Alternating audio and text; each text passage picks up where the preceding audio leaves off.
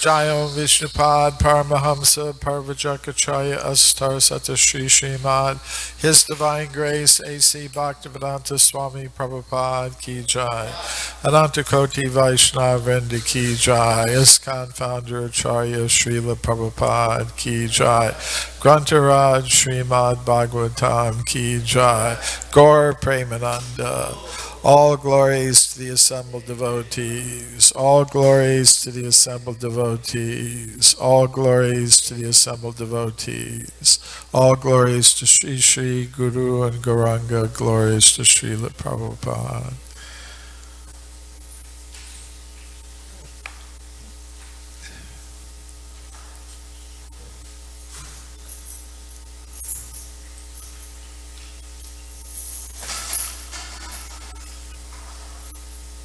Om Namo Bhagavate Vasudevaya. Om Namo Bhagavate Vasudevaya. Om Namo Bhagavate Vasudevaya.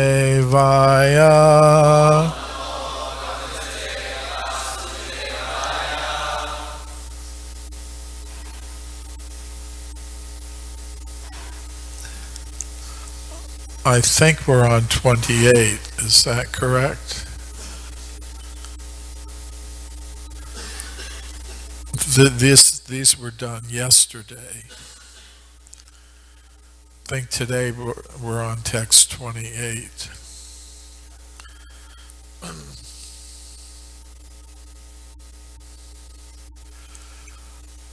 Okay, Srimad Bhagavatam, Canto 10, Chapter 13, Brahma stealing the boys and calves, text 28.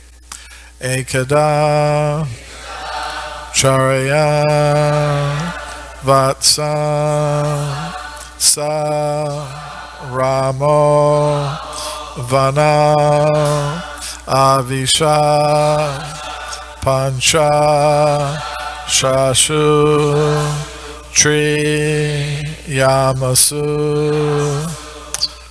Hayana Puranishvu Ajaha Ekada Charyam Vatsan Saramuvana Mavishat Panchashashu Triyamasu Hayana Puranishvaja Ekada Charyan Vatsan Saramuvana Mavishat Panchashasu Triyamasu Hayana Puranishvajaha Ekada Charyan Vatsan Saramovana Mavishat Panchashasu Triyamasu Hayana Puranishvajaha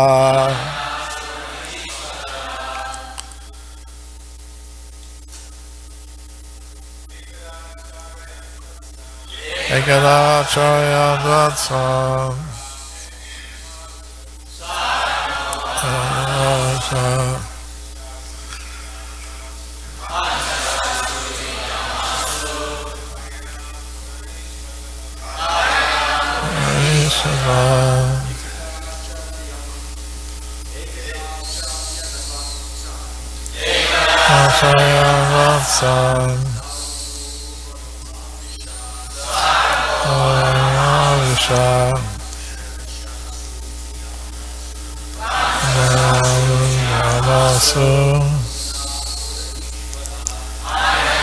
Puranishvaja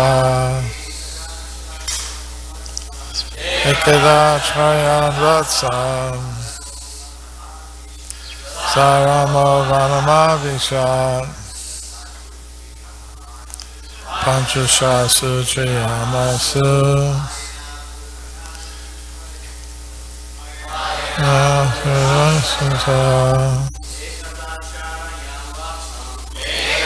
Chayan Vatsam Amavanamamisha Chachavinamasu Hayana Purani Suja Ekadachayan Vatsam Saramovanamavishat Pachashasu Chiyamasu Hayana Purani Suja. Vaishnavis. Ekadachayan Vatsam Amavanamavishat Satsuyamasu Anaparani Saja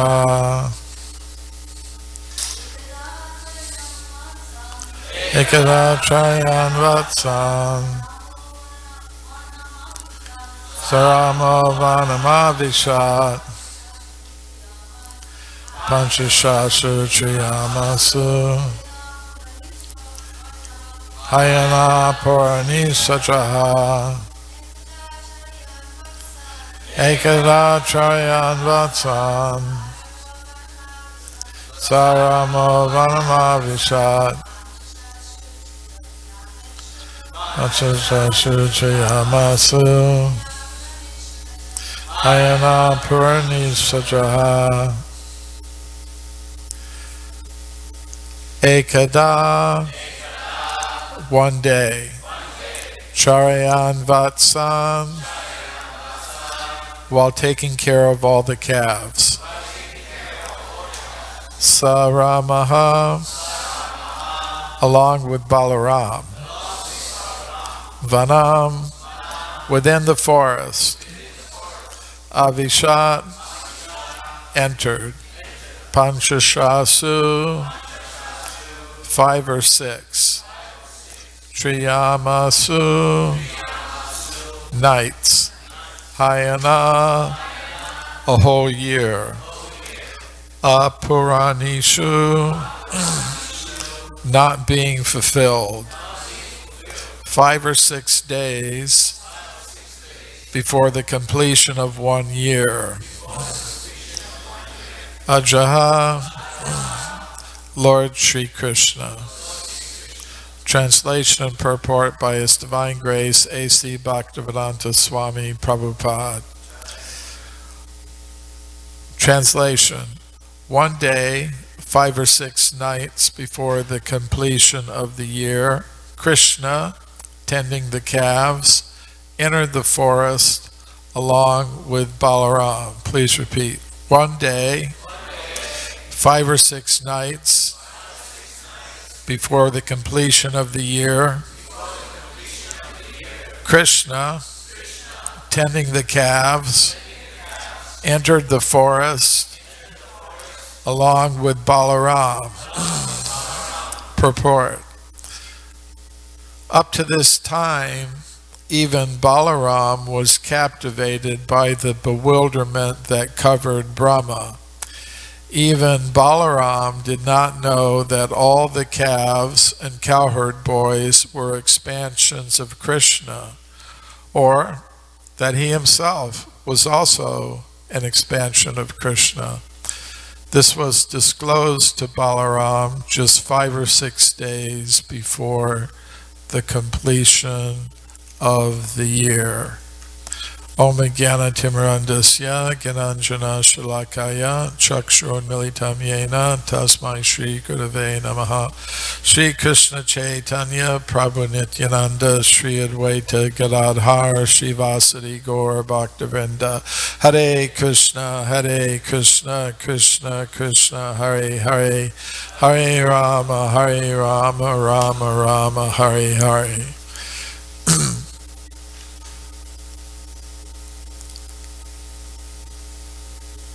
So the main point here is that everything is an expansion of Krishna.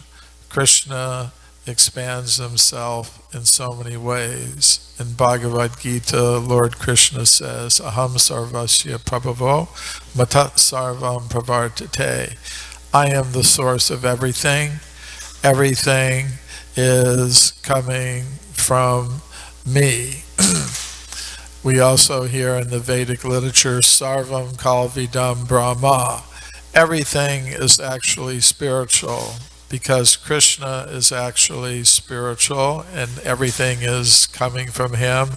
Then in one sense, everything that expands from Krishna is part of him. So in its original nature, it's also spiritual. Although the different energies that expand from Krishna may act in different ways.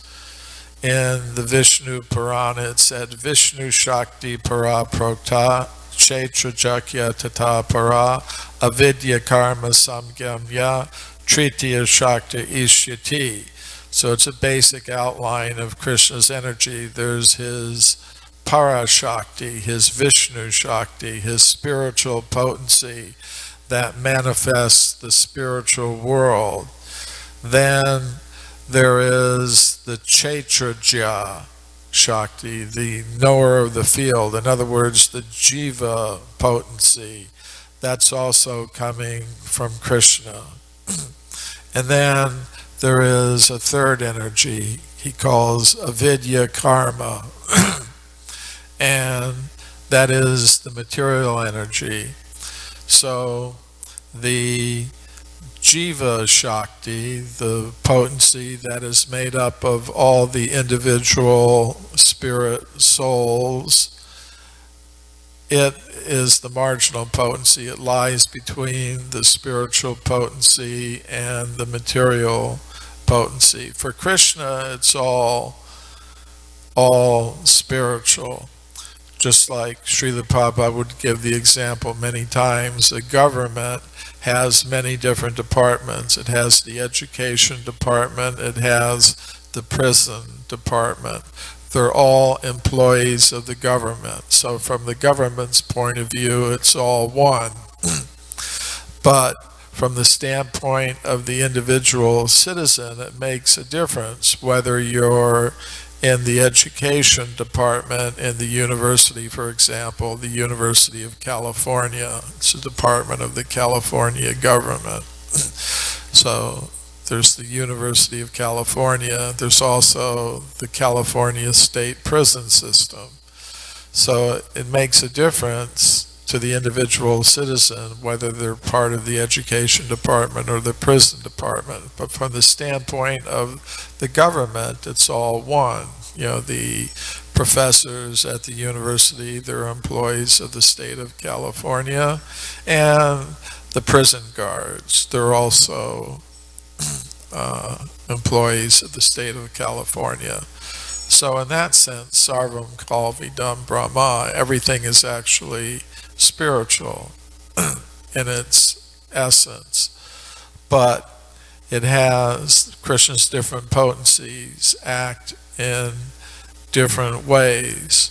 So Krishna expands himself in terms of different energies. He also expands himself in terms of different personalities. He can replicate himself. You know, Krishna is the original Supreme Personality of Godhead. You know, in the Srimad Bhagavatam, there's a big list given of all the different personal expansions of Krishna, different incarnations or avatars as they're called. I've seen in the news that Disneyland is opening a new exhibit based on the film Avatar. So they're calling it the Avatar Land. They don't know what real Avatar is. Avatar means one who descends. And when Krishna comes in his different personal expansions, they are known as avatars of the Supreme Personality of Godhead. So those are the real avatars, and in the Srimad Bhagavatam, a big list is given of all of those different avatars of Krishna. But it's also explained, Ete chamsa kala pumsa, Krishna's tu Bhagavan Swayam. Out of all those different personal expansions of the Supreme Personality of Godhead, there is one that is the original personality of Godhead, that is Krishna. And all the other expansions, they come from him. They're either his direct expansions or they're expansions of his expansions.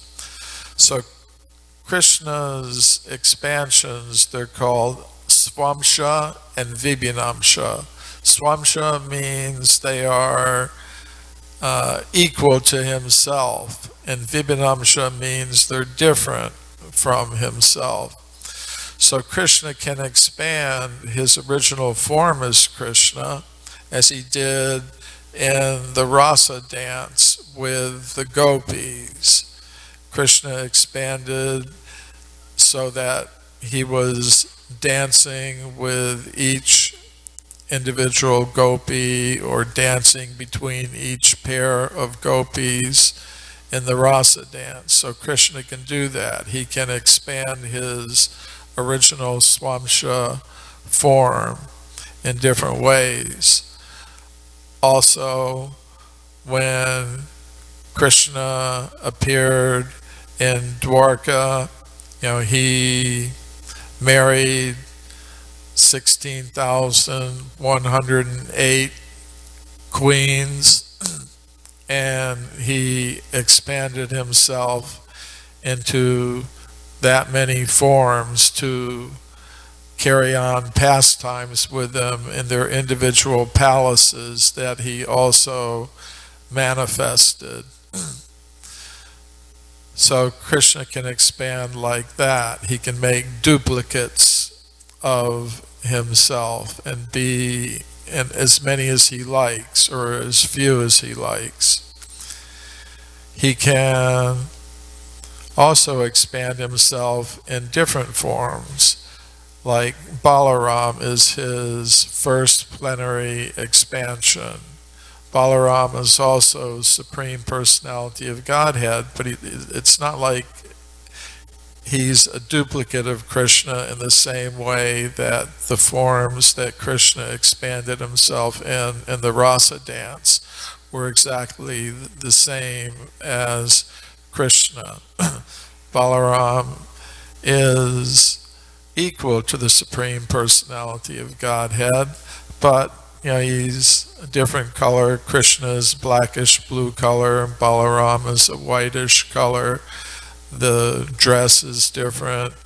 Personality is a little bit different. But he's still an expansion of Krishna. And then Krishna expands himself into so many other avatars. Lord Nrsimhadev, Lord Ram. There's so many different Leela avatars, pastime avatars that are mentioned in the Srimad Bhagavatam. And then for the purpose of manifesting the material universes, Krishna expands himself in another way. He expands himself as the Mahavishnu, who lies on the causal ocean, sleeping, dreaming, and as he's breathing out, millions and millions of universes expand from him. And then he enters into each universe as the Garbhodakshayi Vishnu. He expands himself in that way.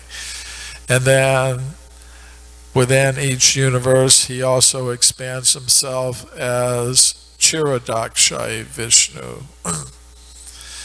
the super soul. And as the super soul, he enters into the hearts of all living things. He expands himself in that way.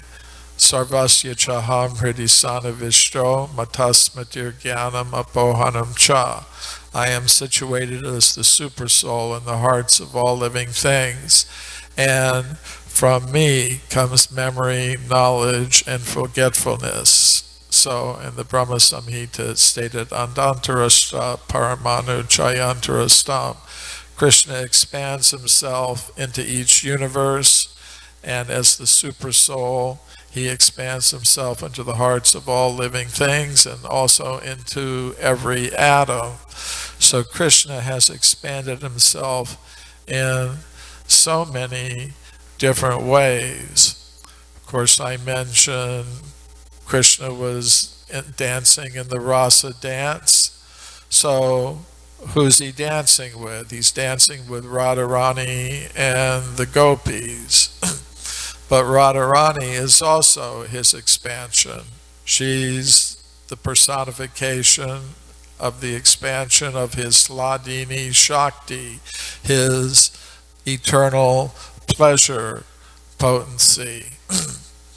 So, and from her come different expansions. So just as Krishna is expanding in different forms, Radharani is expanding in different forms. She expands as the goddesses of fortune, the queens in Dwarka, and the principal gopis, Srila Prabhupada explains, are the direct expansions of her transcendental body. And we jiva souls are also expansions of Krishna. Mamaivam so jiva loke jiva bhuta sanatana manasasthani indriyani prakriti sthani karshati. So Krishna explains, the individual souls are all my eternal fragmental parts and parcels. But now, Krishna says, they aren't in their eternal position. They're struggling with the material mind and material senses. But originally, we're all part and parcel of Krishna, eternal parts and parcels. So, Krishna expands himself in so many energies and personalities. Actually, everything is coming from Krishna, everything is his energy, everything is his property. But why does he expand? Srila Prabhupada often quotes, one Vedic mantra, Eko Bahu Syam. From the one come many. Sort of the opposite of what's on the American dollar bill, e pluribus unum, from the many one. No, from the one come the many. But why? In the Vedanta Sutra, it's explained, Anandamayo Vyasat, for pleasure, for Ananda. That's why Krishna expands himself into so many different personalities. Now, here in this chapter, we're seeing that Krishna expanded himself into cowherd boys and calves. But these are directly under his control. They're non-different from him, as we're going to see. They all will eventually display their four-armed Vishnu forms, proving that they're identical to the personality of Godhead. So we're not expansions like that. We are fragmental parts and parcels. And these expansions, the cowherd boys and calves, their will is non-different from Krishna's will, because actually they are just Krishna. He's expanded himself. for that purpose. But we have free will, and Krishna has to have all kinds of potencies. He has potencies and expansions that are directly him and that are reflections of his will, and there's a category of his expansion, the Jiva Tattva, that has the ability to choose whether to conform to his will or to act independently. But Krishna manifested them, Eko Bahu Syam Anandamaya Vyasat, for pleasure, for love, to have loving exchanges. Once Srila Prabhupada heard a song by an American rock band. It's called the Jefferson Airplane. It's long ago, ancient history. For most of you, many of you won't even have ever heard the name. But for those who were around in that time, they knew the Jefferson Airplane. And they had one song, Somebody to Love. When the truth is found to be lies and all the joy within you dies, don't you need somebody to love? You better find somebody to love. So somehow or other, Srila Prabhupada heard this song, maybe when he was in San Francisco. And he was having a discussion with devotees about love. And he said, what's that song? What's that song we heard? You better find somebody to love. And he said, that's the most important thing. Because he said, by constitution, we are lovers. But he said, we're misplacing our tendency to love. We're trying to love some boy, trying to love some girl, and we become disappointed, and then we love dog. You buy a dog, you think, now this is nice. They said the real object of love is Krishna. Krishna can draw forth the maximum expression of love within the soul. And we're actually seeing that here in this pastime, that when Krishna expanded himself as the cowherd boys, the parents, the mothers and father, began to love these expansions more than they loved their original child, because Krishna is capable of drawing forth the maximum expression of love that the soul is capable of expressing. So they were experiencing this increasing love, for these cowherd boys that Krishna had expanded himself. Same with the calves. The cows were experiencing even more affection for these expansions of their original calves. We'll see this described here as we go on through the next verses. So yes, you better find somebody to love, but the real object of that love, the real person that is deserving of our love, is Krishna. And Krishna means all attractive, so he has the power to attract that kind of loving reciprocation from each soul. And that's what they're meant for. That's why he expanded himself, to give those souls, the opportunity to experience that sublime expression of love, prema. Prema pumarta mahan. You know, there are different goals of human life. There's dharma, artha, kama, moksha. Dharma means ordinary religion. Artha means economic development. Kama means sense gratification.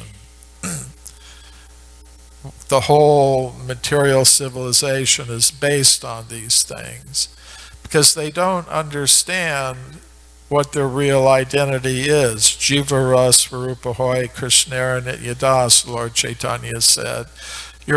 By constitution, you're an eternal servant of Krishna, or as Srila Prabhupada said, eternal lover of Krishna. That's your constitutional position. But if you think, I am this body, or as the scientists say, you know, you're a machine made of molecules, if that's what you think your identity is, then you just think of how to gratify the material senses until death. As Krishna explains in the 16th chapter of Bhagavad Gita, that is the goal of the materialist, to gratify the senses until death. And in that effort, be full of anxiety and suffering of all kinds. I was discussing this in an interview I was giving yesterday to a web TV program. You know, what is the real problem in the world? The real problem is people don't understand who they are. You know, they're thinking, yes, I am this body. And because of that false identification, they're entangled in so many difficulties and frustrations and anxieties. So the real understanding is Aham Brahmasmi. I'm a spirit soul. I'm part and parcel of Krishna. I'm eternal, blissful, full of knowledge. That is the real position. So that's what Srila Prabhupada is giving in these books. He's giving us the clue to what our real identity is and what we should be doing. And if we take up that clue, we take up that hint, take up that instruction, then we're on the path back home, back to Godhead. We're on the path to understanding what our eternal loving relationship with Krishna is. And if we become situated in our loving relationship with Krishna, then we'll understand how to properly love all Krishna's parts and parcels. So I'll stop there.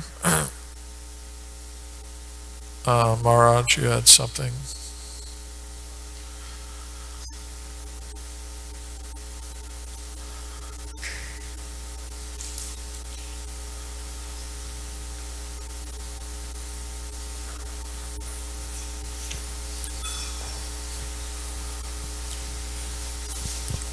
Thank you for a very clear explanation of the incarnations, different varieties. I was wondering if you could please tell us a little about the empowered incarnations and their functions, and what our relationship is to empowered incarnations, as opposed to Vishnu Tattva, meaning Jiva Tattva, that becomes empowered with Krishna's power. Yeah, there's a category of incarnation called Shaktiya Vesh, avatar. So Shakti means power, and Avesha means endowed with or covered by. So Krishna sometimes directly empowers a jiva soul to act on his level. And there are examples that Srila Prabhupada has given of Shakti-avesh avatars. I think among the principal avatars of Krishna, I believe Buddha is considered to be a Shakti-avesh avatar, and Srila Prabhupada sometimes mentioned Christ as a Shakti-avesh avatar. And by the potency that he manifested, we can consider Srila Prabhupada to be a Shakti-avesh avatar. So a Shakti-avesh avatar is a jiva soul who has been empowered with Krishna's divine potencies to act in especially miraculous, marvelous ways, demonstrating, the potency and power of God. Just like, the president of a country, he appoints an ambassador, and that ambassador is empowered to speak directly on behalf of the president and can engage the potency of the country in the same way that the president can for the purposes of the ambassadorship. So that is another category of Krishna's expansions, the Shakti-avesh avatars. Bhagavati.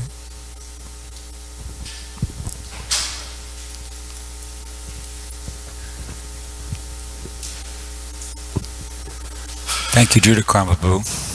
I'm a conditioned soul, so ultimately my opinion is worthless, but for whatever it's worth, I really thought that was a wonderful class. I enjoyed every moment of it. Thank you for expanding my understanding of expansions. And my question is that anecdote that you related to us about the line from the song of the Jefferson Airplane, was that something that somebody told you, or did you actually hear the tape? Is there a recording of that, in other words? I read it when I was doing research. I had heard about it, and I looked it up in the database, Somebody to Love, and I found the conversation where Srila Prabhupada was talking to devotees about it. It was, let's see if I can find it. If I did search on Somebody to Love, I'd find it? Yeah, it was a Srimad Bhagavatam class given in Boston on May 8th, 1968, where he mentions this song, Somebody to Love. He said, that's the real problem, finding who to love. Yeah. Thank you. Okay. Srila Prabhupada ki jai.